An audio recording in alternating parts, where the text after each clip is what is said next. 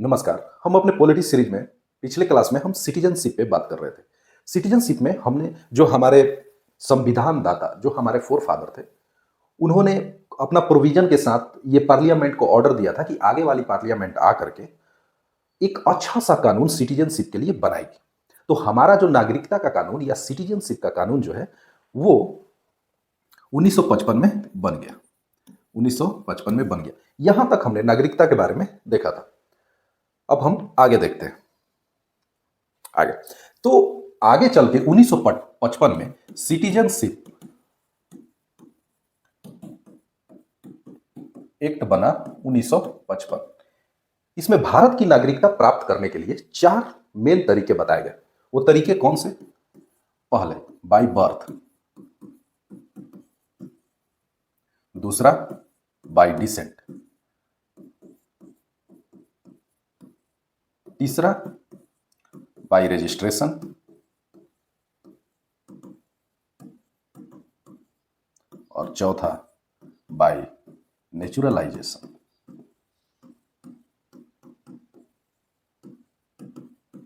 Naturalisation by birth हम सब हैं, बाय डिसेंट का भी एग्जांपल हम सब हैं। अब बात रही मेन समझने वाली रजिस्ट्रेशन की और नेचुरलाइजेशन की।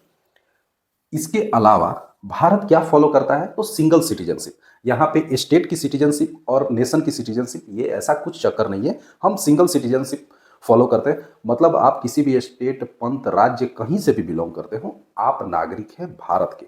और हमारे पास क्या है ऐसा चीज जिससे हम साबित कर सकें? आपका आधार कार्ड, आपका पैन कार्ड, जो भी है आपके पास, वोटर आई कार्ड, वही आधार है कि आप इस देश के नागरिक हैं। हम ये सारा चीज एलियंस को नहीं देते। किसी खास सिचुएशन में, जैसे हम आगे देखेंगे, आसाम में हमने कुछ लोगों को नागरिकता नहीं दी थी आसाम एकॉर्ड के अंतर्गत, लेकिन उनको वोटिंग का अधिकार था, पॉलिटिकल अधिकार उनको दिया गया था, जिसके चलते छठवें प्रोविजन में सिक्स, मतलब आर्टिकल नंबर 6 में आर्टिकल 6A अमेंड करके जोड़ा गया, जो सिर्फ आसाम पे लागू होता था। तो आइए हम एक एक करके देखते हैं। बाई बर्थ, बर्थ का क्या है? तो पहला जो प्रोविजन है आपका बाई बर्थ है। बाई बर्थ है, इसमें कोई दिक्कत ही नहीं है।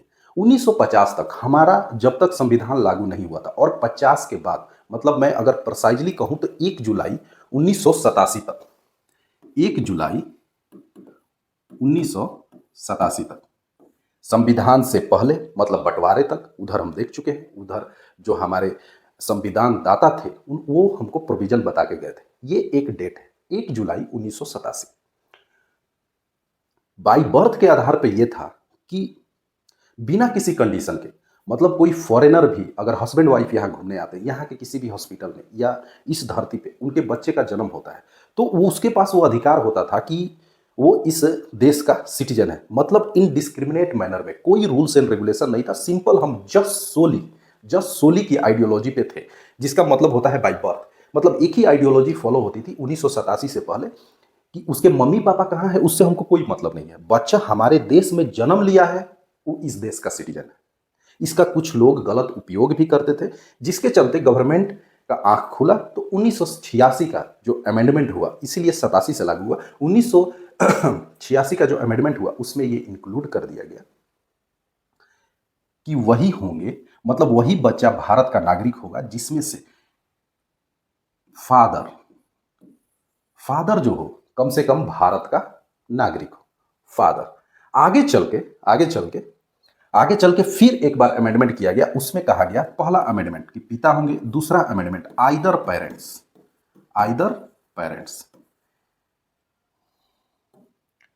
मदर या फादर, मदर या फादर। इससे भी काम नहीं बना। मतलब अभी देखिए, एक चीज आप पहली बार करेंगे ना, एक ही बार में वो परफेक्ट नहीं होगा। ये टीचिंग पे भी और स्टडी पे भी लागू होता है। एक बार में आप सारा चीज नहीं जान सकते। तो आइदर मदर या फादर भारत के नागरिक होने चाहिए। इसमें एक लाइन और जोड़ दिया गया 2004 से, कि आइदर तो रहेगा, आइदर फादर या मदर रहें, लेकिन इनमें से कोई भी इलीगल इलीगल इमिग्रेंट्स नहीं होना चाहिए। मतलब चोरी छुपे बॉर्डर क्रॉस करके, और बॉर्डर क्रॉस करके लोग ज्यादातर आते कहां से थे? दोनों पाकिस्तान से। पूर्वी पाकिस्तान से भी और पश्चिमी पाकिस्तान से भी। और उन लोगों ने इस नियम का बहुत बेतरतीब तरीके से, खास करके ये प्रॉब्लम हुई आसाम में। आसाम इससे बहुत हद तक, मतलब बहुत ज़्यादा परेशान था आसाम। तो इस तरह से धीरे धीरे करके 2000, मतलब अमेंडमेंट आपसे पूछेगा नहीं, ये नियम है कि 87 से, एक सिंपल सी बात है, जो 1950 के बाद 1987 से पहले जन्म लिए वो सारे बच्चे भारत के, मतलब उनको अधिकार होता था कि वो भारत के नागरिक हैं। लेकिन उसके बाद ये सारा चीज़ जोड़ा गया क्योंकि लोग इसका गलत उपयोग कर रहे थे। क्या? तो इस वाइडर सेंस को थोड़ा नैरो किया गया कि आइदर फादर मदर, पहले फादर, और उसके बाद कोई इलीगल इमिग्रेंट्स नहीं होगा। तो बाय बर्थ से ये है।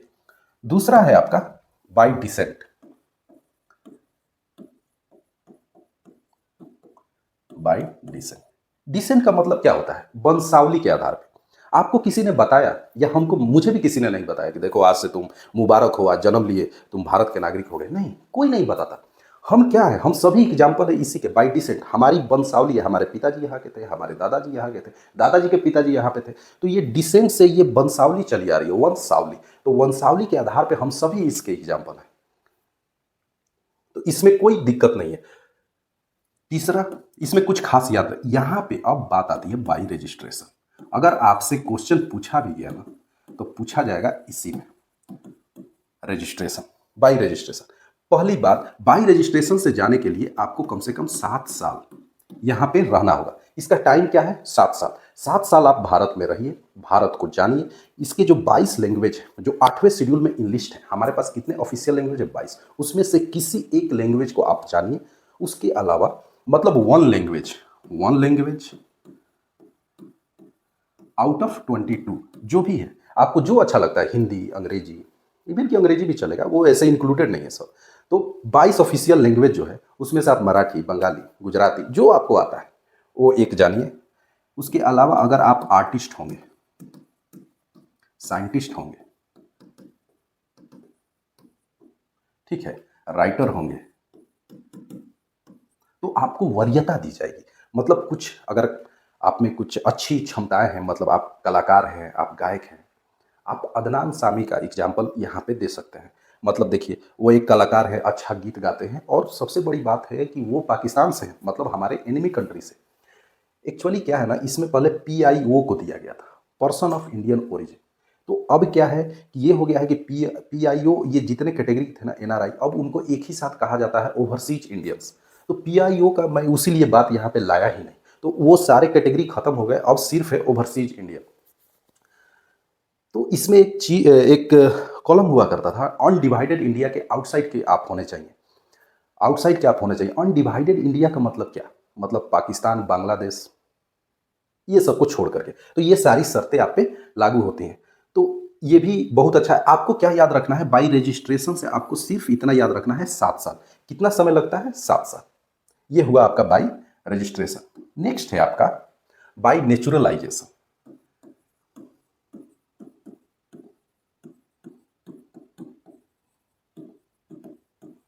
बाई नेचुरलाइजेशन, इसमें क्या है? 11 ईयर्स।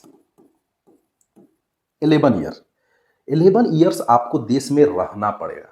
जिस साल अगर अभी 2023 चल रहा है, तो 2023 में अगर मैं कहीं बाहर का नागरिक हूँ, मैं अगर बाई नेचुरलाइजेशन के मैं प्रोसेस से मैं यहाँ पे घूमने आया एज अ टूरिस्ट, मुझे ये देश बहुत पसंद आया, मुझे समझ में आया कि मैं अब यहीं पे रहूँगा, तो वहाँ पे क्या किया गया? मुझे कहा गया कि ठीक है, आप रजिस्टर कर दो। तो होम मिनिस्ट्री में, मतलब नागरिकता कौन देखता है? होम मिनिस्ट्री देखती है। तो होम मिनिस्ट्री में मैंने रजिस्ट्रेशन करा दी। रजिस्ट्रेशन कराने का 2023 अब खत्म हो गया, 24 से मुझे 11 साल देखना पड़ेगा। तो कभी कभी यहाँ पे 11 साल, 12 साल ऐसा दिया रहता है, लेकिन रहना कितना है? 11 साल। क्योंकि जिस साल आप रजिस्ट्रेशन कराएंगे उसको काउंट नहीं किया जाएगा। हो सकता है कि होम मिनिस्ट्री का अपना कुछ प्रोसीजर हो जो आपको इंक्वायरी करे आउटसाइड से, आउटसोर्स से। तो नेचुरलाइजेशन से 11 साल। इसमें इसके साथ साथ इसमें भी वो शर्तें लागू होती हैं कि अगर आप साइंटिस्ट हैं, आप इकोनॉमिस्ट हैं, टीचर हैं, प्रोफेसर हैं, कलाकार हैं, तो आपको वरीयता दी जाएगी, वरीयता दी जाएगी। तो ये हुआ आपका प्रोसेस नेचुरलाइजेशन का। अब ये सारे चीज़ें जो हैं, मतलब by birth, by descent, by registration, by naturalization, आपने नागरिकता ले ली, आपकी नागरिकता जा भी तो सकती है। टर्मिनेशन ऑफ सिटीजनशिप, तो टर्मिनेशन ऑफ सिटीजनशिप में कुछ नहीं, पहला एक चीज़ है वॉलेंटियरली, आपने अपनी स्व इच्छा से किसी दूसरे देश की नागरिकता ले ली, तो आपका जो भारत की सिटीजनशिप है टर्मिनेशन, वो ऑटोमेटिक हो जाएगा। तीसरा चीज, ये हो गया आपके एक्टिविटी से, ये हो गया।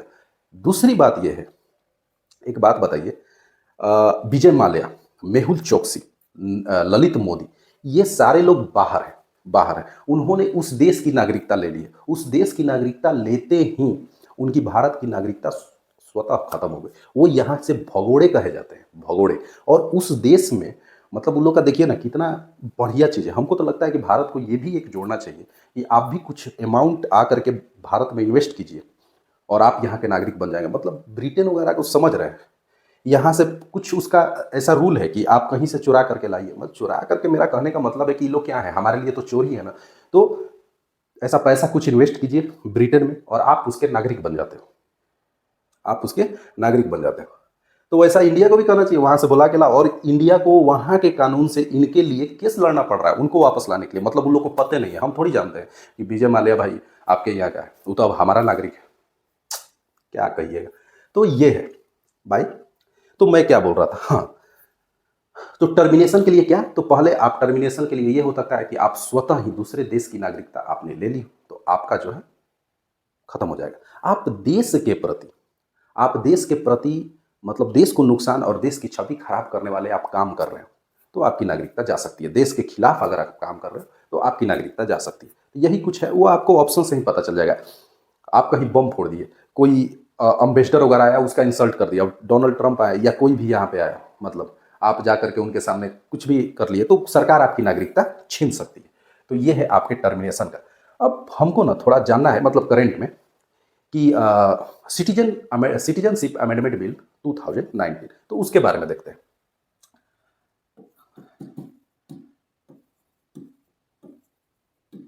सिटीजनशिप अमेंडमेंट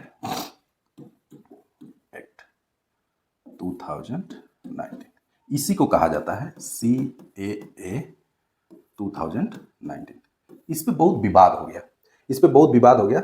अभी ये सिर्फ एक जगह लागू है, आसाम में। हम स्पेशली आसाम अकॉर्ड को भी देखेंगे। तो पहले इसको, इसमें क्या था कि 3 देश को छोड़ करके, पहला प्रोविजन क्या है, 3 देश का नाम लिखा हुआ है, पाकिस्तान,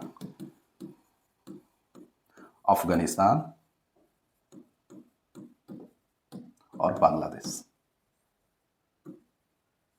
बांग्लादेश, इन तीनों देश के जो भी रिलीजियस माइनॉरिटीज हैं, रिलीजियस माइनॉरिटीज का बाय द वे नाम भी लिखा हुआ है, जैसे हिंदू, आपका सिख,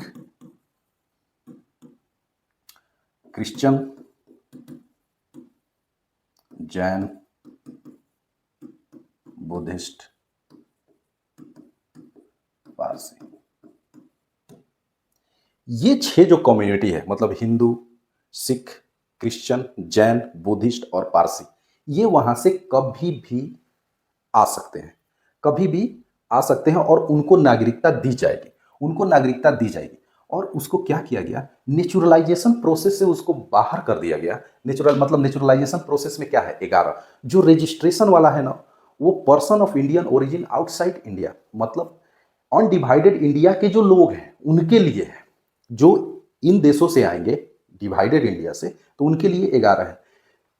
तो ये अकॉर्डिंग टू 2019 जो CCA है, अमेंडमेंट एक्ट, इनको कह दिया गया कि आपको 11 साल नहीं 5 साल ही रहना है, 5 साल ही रहना है, 11 साल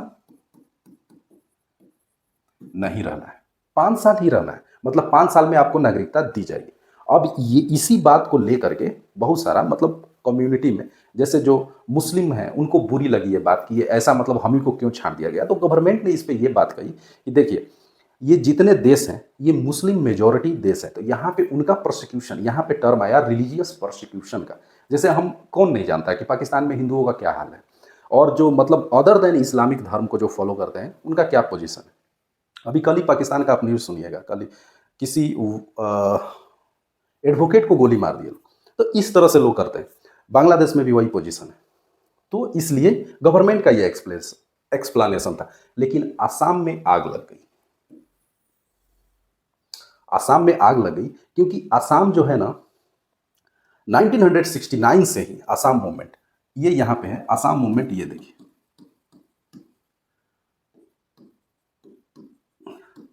असम मूवमेंट ना 1969 से ही चल रहा था। इनका कहना था कि देखिए, मतलब स्पेशल एक जगह पे है, पहले ईस्ट पाकिस्तान से लोग इनफिल्टर करते थे, वहाँ पे रहते थे, अच्छे अच्छे जॉब के लिए, अच्छे इन्वायरमेंट के लिए, फूडिंग के लिए। गरीब लोग, मतलब ऐसा कमजोरी लोग आते हैं ना, तो वो लोग उधर से बहुत इलीगल इमाइग्रेशन होता था, और उसको रोकना जरूरी है, क्योंकि ये लोग जो आते हैं ना, ये छोटे छोटे मोटे पैसे के लिए बहुत सारा क्रिमिनल एक्टिविटीज भी होता है। रोहिंग्या आए थे, ऐसे लोग आ जाते हैं। तो ये 1969 से आसाम में एक मूवमेंट चल रहा था कि जो भी आए हुए हैं इलीगल इमिग्रेंट्स, उनको बाहर निकालना है, उनको बाहर निकालना। ये चलते चलते फिर वहाँ की AASU, all Assam student union, उन्होंने अपने हाथ में लिया। फाइनली लड़ते लड़ते झगड़ते जब सेंटर की गवर्नमेंट प्रेशर में आई, तब एक डील हुआ जिसका नाम है असम एकॉर्ड।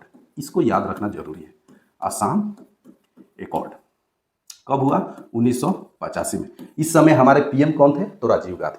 असम एकॉर्ड कब हुआ था? 1985 में। उस समय हमारे PM कौन थे? राजीव गांधी।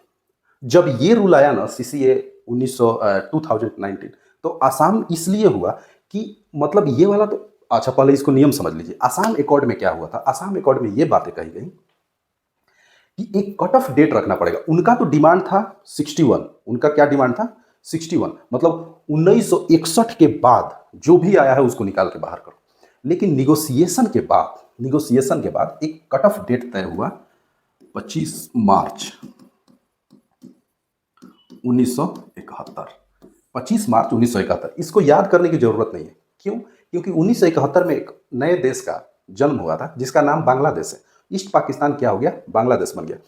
तो ये डिसाइड हुआ आसाम एकॉर्ड में कि 25 मार्च 1971 के बाद जो भी इलीगल इमिग्रेंट्स हैं, उनको हम निकाल के बाहर कर देंगे। ठीक। और जो उससे पहले के हैं उनको सिटीजनशिप देंगे, उनको दे दिया जाएगा। लेकिन लेकिन लेकिन उनके लिए क्या है? बिफोर वालों के लिए क्या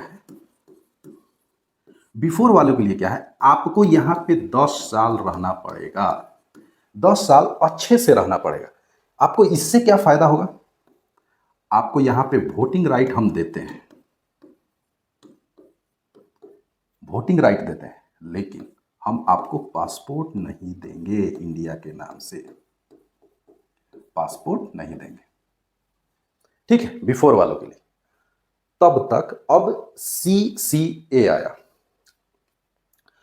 आसाम वालों को फिर डर लग गया कि जो इलीगल इमिग्रेंट्स हैं, मतलब अदर देन मुस्लिम, जो मैंने माइनॉरिटीज का नाम इधर लिखा है, ये अब ये तो आपका देख रहे हैं 11 साल, कहाँ है, 5 साल में ये दे रहे हैं। तो आसाम को फिर ये डर लग गया कि देखिए भाई, आप जो है ये CCA, जो आपका सिटीजनशिप अमेंडमेंट है 2019, इसमें तो आप जो हिंदू इलीगल इमिग्रेंट्स हैं उसको तो आप सबको नागरिकता दे रहे हैं। तो आसाम में ही सिर्फ NRC लगी है, मतलब NRC, national register of citizen, NRC हुई, और मतलब सुप्रीम कोर्ट के देख रेख में हुई कि कोई इन दोनों में, मतलब इसका और उसका विवाद ना हो। ये अपनी जगह है और CCA अपनी जगह है, और वो अभी पूरे देश में लागू नहीं हुआ है। तो ये है आपके नागरिकता के बारे में ऑल ओवर जितना आपको जानना है। ये आसाम एकॉर्ड ही कितना बड़ा है, इसके अलग अलग प्रोविजन। अरे हाँ, एक चीज और, ये सारा चीज के चलते ना 6A एक अलग आर्टिकल जोड़ दिया गया 6 में। जैसे 5 से शुरू होता है ना नागरिकता, 5 से, तो उसमें एक था छठा आर्टिकल नंबर 6 क्या कहता है? जो पाकिस्तान से इमिग्रेंट्स इंडिया आए, तो ये 6A जोड़ दिया गया, जो सिर्फ किसके लिए होगा? आसाम के लिए। ये 6A स्पेशल है आसाम के लिए, जो कहाँ से आया? आसाम एकॉर्ड से। आसाम एकॉर्ड जो राजीव गांधी से तय हुआ था, उसके चलते एक आर्टिकल जोड़ा गया जिसमें ये प्रोविजन थे कि स्पेशली जो आसाम में आएंगे उनके साथ ये व्यवहार किया जाएगा। और 6 जो है, जो पाकिस्तान से जो इधर आए और अलग जगह रहे, आसाम में नहीं रहे और अदर स्टेट में रहे, उनके साथ जो 6 वाला आर्टिकल है उसके तहत देखा जाएगा। तो ये है आपका नागरिकता। अब हम नेक्स्ट क्लास से पार्ट 3 यानी कि फंडामेंटल राइट, नैसर्गिक अधिकार, जो मतलब नागरिकता एक बात बताइए, नागरिकता मतलब आप कैसे प्रूफ कीजिएगा कि आप भारत के नागरिक हैं? आप तो 18 साल या मतलब 15 साल में कम से कम आप 10 पास करते हो, तो 10 पास करने के बाद ही आपके पास एक सर्टिफिकेट आता है। लेकिन आपका फंडामेंटल राइट जिस दिन से आप जन्म लेते हो उस दिन से मिल जाता है। तो कुछ पॉलिटिकल राइट होते हैं, कुछ अदर राइट होते हैं और एक फंडामेंटल मतलब मूल अधिकार। तो मूल अधिकार की बातें मतलब मैं ये सोचता हूँ ना कि पार्ट 1 को भी छोड़ दीजिए, मतलब 1 2 3 ये आर्टिकल वाइज याद होने चाहिए, बाकी उसके बाद समझना है और कुछ आर्टिकल याद भी करना है। तो पॉलिटी इतना टफ दिखता है, उतना टफ है नहीं, और बहुत मज़ेदार चीज़ है, बहुत मज़ा। जैसे जैसे हम कोर्स में आगे बढ़ेंगे ना, जब हम 5 शुरू करेंगे, मतलब सेंट्रल गवर्नमेंट, उसके बाद 6 आपका स्टेट गवर्नमेंट, तो बहुत ज़बरदस्त मजा आएगा। मतलब लेकिन ये वाली चीज़ें कॉमन आदमी के लिए, हमको हमको आखिर कॉन्स्टिट्यूशन में क्या मिला है, मतलब एक सिटीजन का समझिए, और जो भी है अगर कॉमन आदमी के लिए है वो फंडामेंटल राइट्स ही तो है। और कोई राइट्स बताइए, कोई राइट्स नहीं मिलेगा। जो भी है कॉमन, और मतलब कॉमन मैन के लिए, उसके लिए सिर्फ फंडामेंटल राइट्स है। तो वही फंडामेंटल राइट्स हम नेक्स्ट लेक्चर में देखेंगे। जय हिंद, थैंक यू।